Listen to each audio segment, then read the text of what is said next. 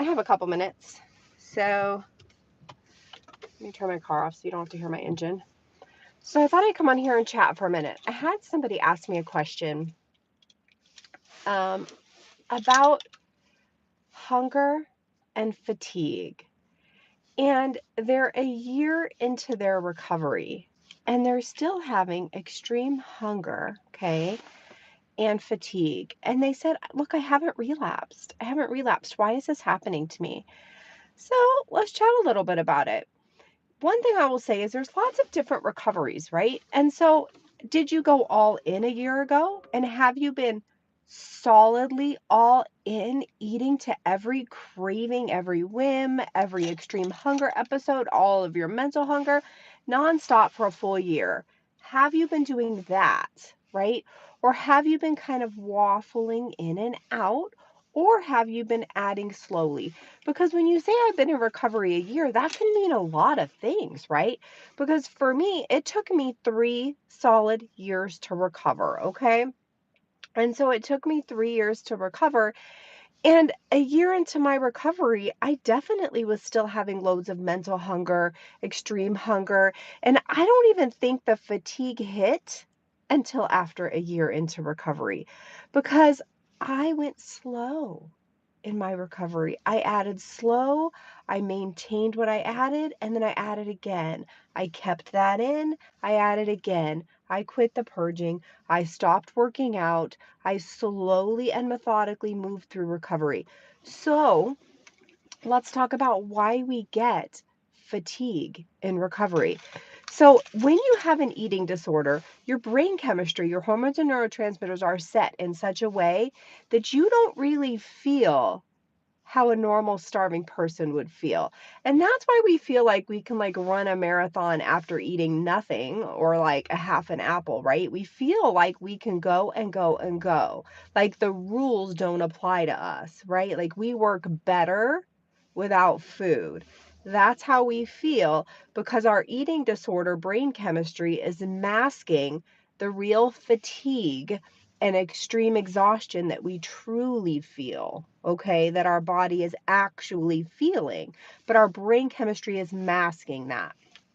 So, as you start to recover and your brain chemistry starts to normalize, you start to feel how a normal, starving human being would feel. And how would a normal, starving human being feel? They would feel exhausted. They would be full of fatigue. They would not want to move around. Think about your loved ones and your friends. If your loved ones and your friends had anorexia, had an eating disorder, right? And they didn't eat, they would have this brain chemistry that masked that. And you would be looking at them like, why do you feel like you could run a marathon? You didn't even eat today. And they would be like, I run better when I don't eat, right? Now let's look at humans without that predisposition, that genetic evolutionary component for eating disorders, for anorexia. Humans without that, when they starve and they're malnourished, they have the opposite effect. Their brain chemistry changes in such a way that they stop feeling that fatigue. They stop feeling that exhaustion. They feel like they can run that marathon and keep going.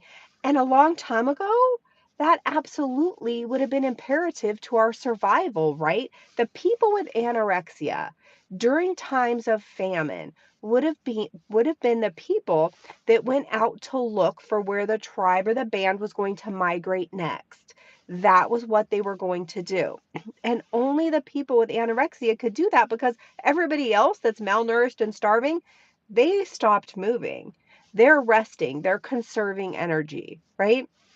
And so it makes perfect sense that a year into your recovery, if you're eating more, if you're moving less, right? Your brain chemistry is starting to normalize again. And by your brain chemistry starting to normalize again, you're starting to feel what your body really feels and how a normal starving body feels is exhausted. So when your body feels this exhausted and you have that recovery fatigue, try to look at it as your true body trying to tell you something. Your actual real self, how your body is really feeling, is starting to come out and say, hey, we're exhausted. We're tired. We just want to rest. That's the reaction of a normal starving body to malnourishment. Okay? It's just your brain has been masking that all this time with the chemical and brain chemistry changes that anorexia has given you. All right? Now that's the exhaustion part. Let's talk about extreme hunger. You say you're still having extreme hunger a year, okay, into your recovery. So what I will say is a couple things. First, that's very normal. That's likely very, very normal. I had extreme hunger all the way to the 3-year mark, right? Like it took me 3 years to recover, and I went through waves of extreme hunger, mental hunger, sometimes no hunger, but even when I had no hunger, I was still watching food porn all the time, right? So I still had that background of mental hunger, even when my physical hunger was completely gone. Okay? And so I want you to really look in your environment, look in your day-to-day activities and think, do I have micro restrictions happening somewhere? Right? Is there somewhere I'm not quite fueling myself? And that can look like, did you skip the fries with your burger? Right? You skipped the fries even though your brain wanted the fries. You just thought it was too much. Okay? Did you opt for a healthy snack instead of a candy bar when your brain really kind of wanted that candy bar? Okay. Did you get grilled chicken instead of fried chicken and your brain really wanted that fried chicken sandwich? All those things are restriction. Your brain is going to see that. If you get the grilled chicken instead of the fried chicken, your brain immediately goes, oh man, there is a famine on fried chicken. We are in a fried chicken scarce environment. We better keep the eating disorder mindset alive. We better keep anorexia going because fried chicken is not around. And if fried chicken is scarce, who knows what's next? Okay, do you see what I'm saying? So you cannot have these micro restrictions. Are you eating when you wake up? You have got to eat when you wake up. Everyone else can intermittent fast. Everyone else can skip breakfast. You have to eat when you wake up, okay? You have to eat every 3 hours. Set those alarms.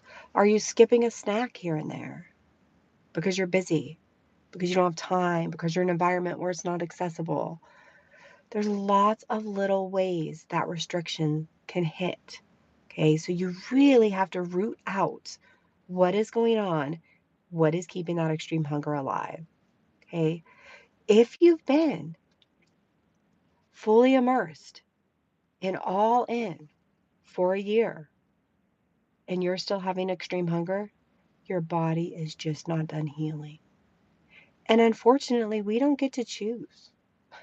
We don't get to choose when our body's done healing. Our body chooses. And it's scary and it's terrifying. But it's not up to us. It's up to our body. And so if your body's having extreme hunger and you're not eating to it, then your brain thinks food is still scarce.